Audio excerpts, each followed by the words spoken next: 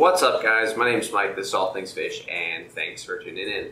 Today, as you can see, we're going to do a little work with the RODI unit because I haven't taken care of this thing in a while as far as swapping filters out and whatnot goes. So this container here is my tap water, and using a TDS meter, it checks out about 580. And since I haven't changed the filters or anything in a while, the TDS coming out is about 250. Now, especially if you're a saltwater guy, you're going to want that down to the single digits. So what that means is that I haven't done anything with this for a long time. But thanks to Bulk Reef Supply, we've got some goodies in the mail. Go ahead and open this guy up. And this is the 5-stage Liquigen RODI unit. You've got 3 canisters on the bottom, your RO membrane, and then your DI media on top. That's your last stage to polish things up. As you can see, the color, it is color changing media, so once it turns that brown color, things are about used up. So what we'll use is a sediment filter, a carbon block filter. This is the Bulk Reef Supply Universal 1 micron filter. And then we have the Bulk Reef Supply 1 micron carbon block filter as well. So the last thing that we'll change out is our DI media. This comes as a kit from Bulk Reef Supply. They also offer a kit with a new RO membrane. Generally speaking, the RO membrane is kind of the last thing to go. So I'm not going to worry about that yet, and then we'll change that if we need to after we get this changed out and find out we're still getting some fairly dirty water coming out of this. So first things first is obviously disconnect your RODI unit from your water source. So this would be the input line on my unit, and then disconnected the output line that goes to my storage barrels.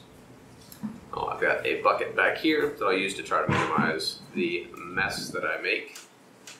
And we'll grab our filter wrench, and what we're going to do is just pop these boys off one at a time. Fairly simple. Now if you have this thing hanging on a wall, like you should, it's a little bit easier, but since I don't, we'll use the wrench just to loosen up the first canister. Simply spins off of there, easy enough. And we'll dump this out into our bucket. We'll take a look at our actual filter media. See, this is what it should look like, and this is what ours looks like. So fairly dirty, easy enough to swap them out. They are just single pieces that slide right in and slide right out. So remove the plastic wrap, pop this bad boy off there, and boom. It's that simple. Not a whole lot to it. These cartridges are made to be fairly easy to replace. Then slide that guy right back in, and then move on to the second stage. First stage, I said, would be your sediment. Second stage, which I already loosened these up just to make things go a little bit easier, will be one of our carbon block filters.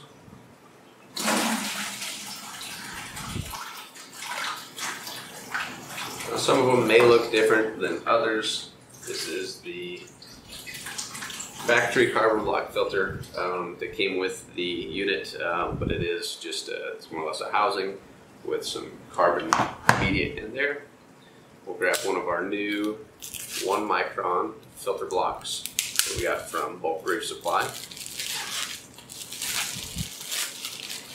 Nice to have just different housings. More or less do the same thing. Doesn't matter which way it goes. The carbon media is held with inside the more or less filter cartridge. Pop that into your canister, and away she goes.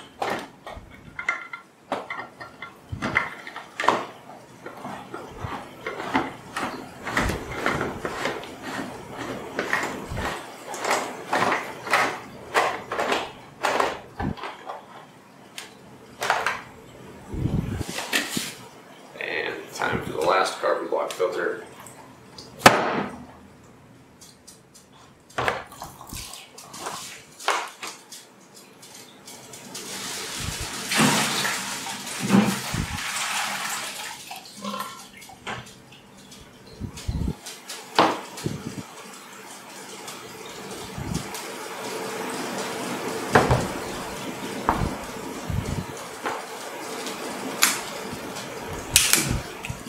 Obviously, like I said, my RO unit, I haven't replaced this filter media for a while, so I've been using fairly dirty water. If you're running most freshwater fish, not the end of the world.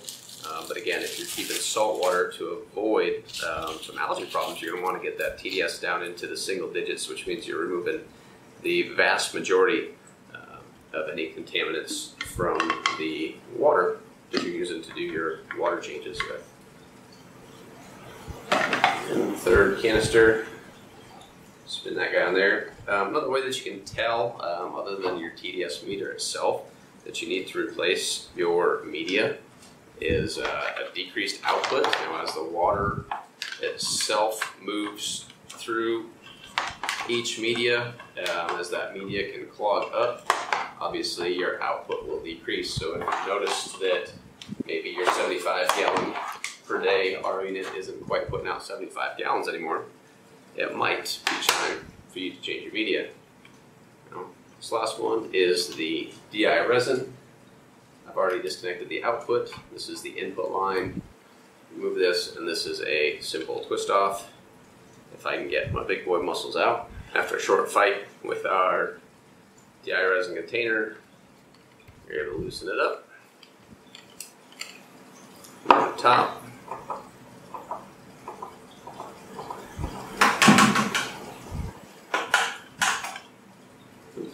And then, as you can see, the color changing media is definitely turned to a mucky brown color.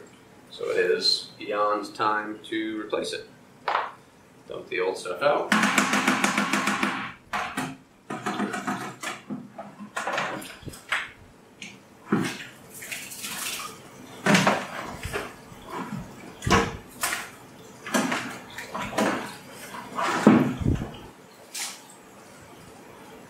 Easy enough, and you'll notice when I took the cap off, there's a kind of a pre-filter, I guess, that holds your media in here so it doesn't move down your water line. We'll take our new media.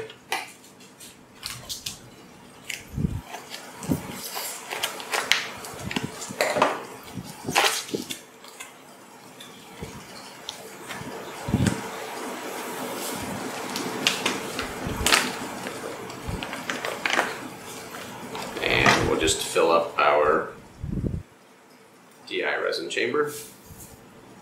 Now the new media is blue. It changes to a gray-brown color once it's used up. And like I said, this is from Bulk Reef Supply. I found that they're the most affordable place for your replacement media. And they have a wide variety of videos and how-tos for more details on why you might want to use an RODI unit. But if you're here watching this video, you've already made that decision. Then we'll place our end cap on there, screw our cap on,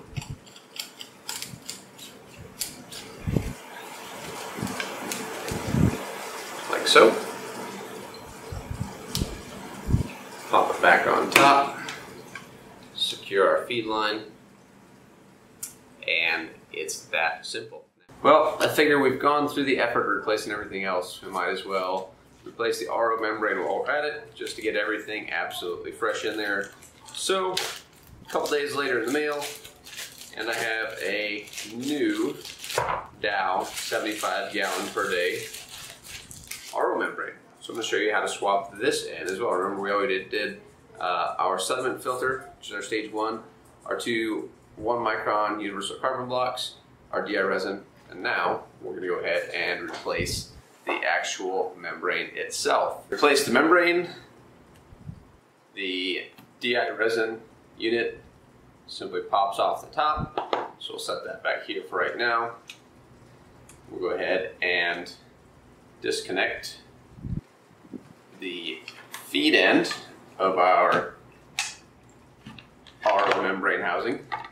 And then, with a little help from a housing wrench, we should be able to pop this off. There she goes. Simply unscrew the cap. Easy enough. And then you should, with minimal effort, be able to pop the old membrane out. You may need a pair of pliers. It is suction in there a little bit. Some handy dandy pliers. You can see the membrane itself in there. So we're just going to grab that plastic lip right here and just give it a little wiggle and a tug. Slide that critter out. We'll discard the old membrane. Take our new membrane out of the film. Voila, it'll slide in exactly the same way.